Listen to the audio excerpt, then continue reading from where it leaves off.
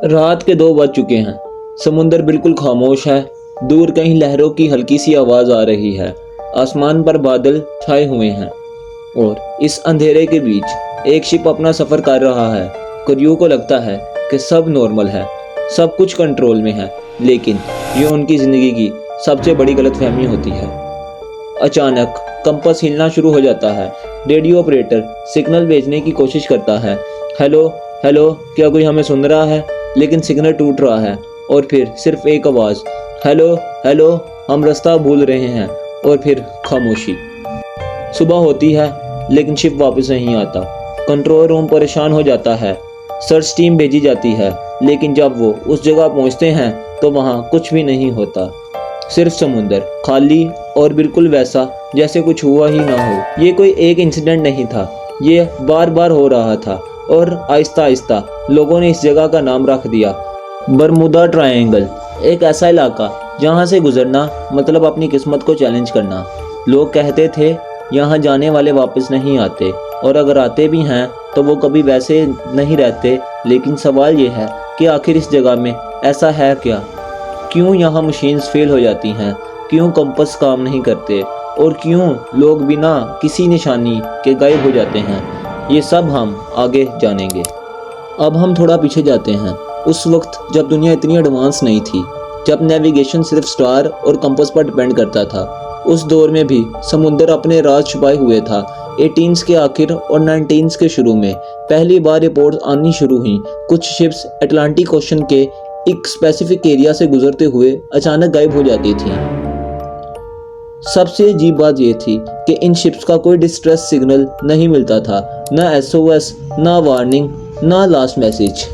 Normally जब कोई ship मुश्किल में होती है तो कैप्टन रेडियो पर हेल्प मांगता है, लेकिन यहाँ एक ही पैटर्न रिपीट होता था। पहले नॉर्मल कम्युनिकेशन, फिर डिस्टोर्शन, फिर साइलेंस। साइंटिस्ट और नेवी ऑफिसर कंफ्यूज हो गए। क्यों सिर्फ इस एरिया में ऐसा होता है? क्यों अटलांटिक ओशन का ये हिस्सा अलग बिहेव करता है? आहिस्ता आहिस्ता जब केसेस बढ़ने लगे तो लोग इस एरिया को एक नाम देने लगे, बरमुदा ट्रायंगल। ये नाम पहले ऑफिशियल नहीं था, लेकिन न्यूज़पेपर और रिपोर्ट्स ने इसे फेमस बना दिया। कुछ शिप्स मिली ही नहीं, कुछ शिप्स एम्प्टी थी, जैसे क्रू सडनली वैनिश हो गई हो। कुछ केसेस में टेबल पर खाना रखा होता था, लेकिन लोग गायब होते थे। कैप्टन्स ने रिपोर्ट की कि कंपास गलत रास्ता दिखा रहा है। GPS उस वक्त नहीं था, सिर्फ कंपास और स्टार पर डिपेंड किया जाता था। लेकिन यहाँ स्टार भी कंफ्यूजिंग लगते थे। जब एक ही जगह से बार बार रिपोर्ट्स आने लगी तो समुंदर का ये हिस्सा मिस्ट्री बन गया। लोग कहने लगे कि ये नॉर्मल ओशन नहीं।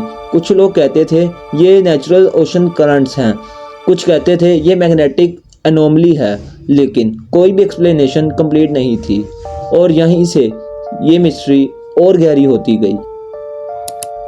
अब हम आ चुके हैं हिस्सा दास्तान पर, जहां मिस्ट्री सिर्फ रिपोर्ट्स नहीं रही बल्कि रिकॉर्डेड हिस्ट्री बन गई। क्योंकि अब जो केसेस हम डिस्कस करने जा रहे हैं उन्होंने पूरी दुनिया को हिला दिया था। 5 दिसंबर 1945 5 मिलिट्री एयरक्राफ्ट एक रूटीन ट्रेनिंग मिशन पर निकले। पायलट एक्सपीरियंस थे, वेदर क्लियर था, विजिबिलिटी परफेक्ट थी, सब कुछ नॉर्मल था, जब तक पहला सिग्नल नहीं आया। रेडियो पर आवाज़ आई, we are lost. Control room ने फौरन रिस्पॉन्स दिया, आप अपनी लोकेशन बताओ। लेकिन जवाब कन्फ्यूजन में था। कंपास काम नहीं कर रहा, सब अजीब लग रहा है। पायलट ने कहा कि समुंदर का कलर अलग अलग हो रहा है, जैसे वो अपनी दुनिया में नहीं है। और ये वो मोमेंट था जब सब कुछ आउट ऑफ कंट्रोल हो गया। एक एक करके 5 एयरक्राफ्ट के सिग्नल वीक होते गए, फिर एक फाइनल मैसेज, फिर साइलेंस। US नेवी ने मैसिव सर्च ऑपरेशन लॉन्च किया, hundreds of ships, dozen of aircraft, लेकिन कुछ भी नहीं मिला।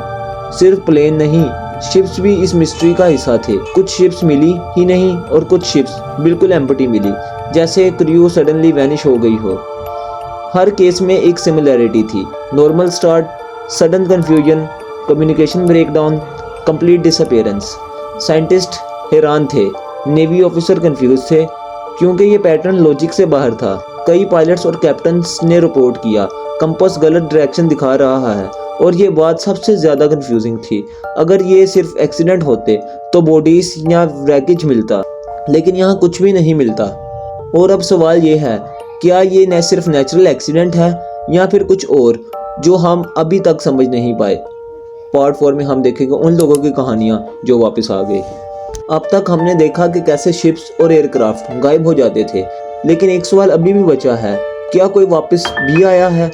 हैरत की बात यह है कि कुछ लोग वापस भी आए, लेकिन उनकी कहानियाँ नॉर्मल नहीं थी। एक पायलट ने रिपोर्ट दी कि जब वो इस एरिया के ऊपर था सब कुछ नॉर्मल था, लेकिन अचानक आसमान के कलर चेंज हो गया। क्लाउड्स इतने डेंस हो गए कि विजिबिलिटी ज़ीरो हो गई। उन्हें लगा कि वो किसी और दुनिया में एंटर हो चुके हैं। उस पायलट ने कहा कंपास बिल्कुल पागल हो गया था, हर डायरेक्शन गलत लग रही थी। एक शिप क्रू मेंबर ने बताया समुद्र अचानक काम हो गया था, जैसे वक्त रुक गया हो, ना लहरें ना हवा, सिर्फ खामोशी। कुछ लोगों ने यह भी कहा उन्हें लगा कि मिनट्स घंटों में बदल गए या घंटे सेकंड्स में।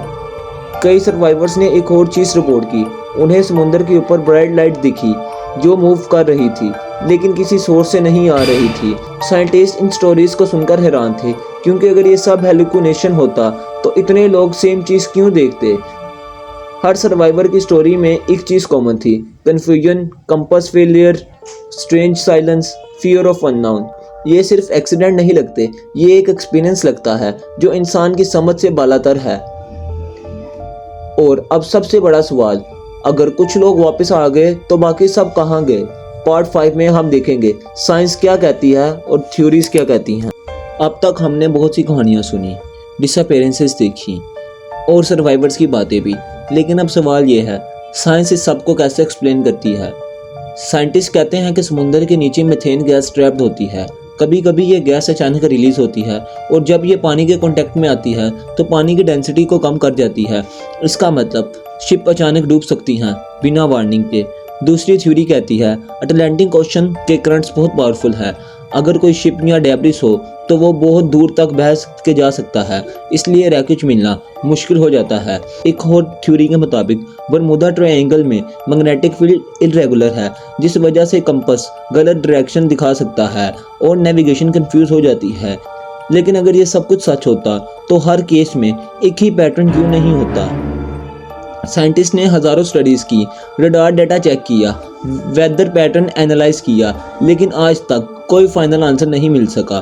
कुछ लोग कहते हैं ये एलियंस का काम हो सकता है, कुछ कहते हैं ये टाइम पोर्टल है और कुछ कहते हैं कि ये एक पैरेलल डायमेंशन का गेट है। सोचो अगर एक जगह ऐसी हो जहाँ स्पेस और टाइम अलग बिहेव करते हों, जहाँ से कोई एंटर करे लेकिन वापस ना आ सके, चाहे साइंस हो या इमेजिनेशन। एक बात क्लियर है, बरमुदा ट्रायंगल आज भी अनएक्सप्लेन्ड है। और अब हम आ चुके हैं फाइनल पार्ट पर, जहां हम सब कुछ समराइज करेंगे और एक फाइनल कंक्लूजन निकालने की कोशिश करेंगे। लेकिन क्या सच में कोई आंसर मिलेगा? हम इस कहानी के आखिरी हिस्से पर आ चुके हैं, एक ऐसी कहानी जिसमें डर भी है, राज भी और सवाल भी, लेकिन जवाब अभी भी नहीं।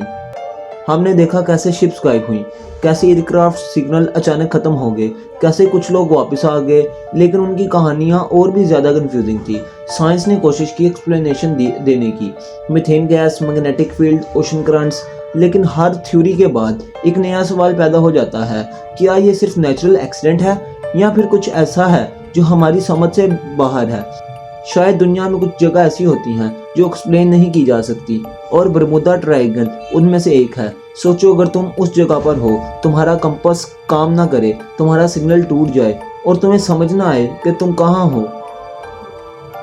तो तुम वापस आ पाओगे या फिर तुम भी एक कहानी बन जाओगे? अगर तुम्हें ये मिस्ट्री इंटरेस्टिंग लगी तो वीडियो को लाइक करो और चैनल को सब्सक्राइब करो, क्योंकि हम ऐसे ही राज लेकर आते रहेंगे।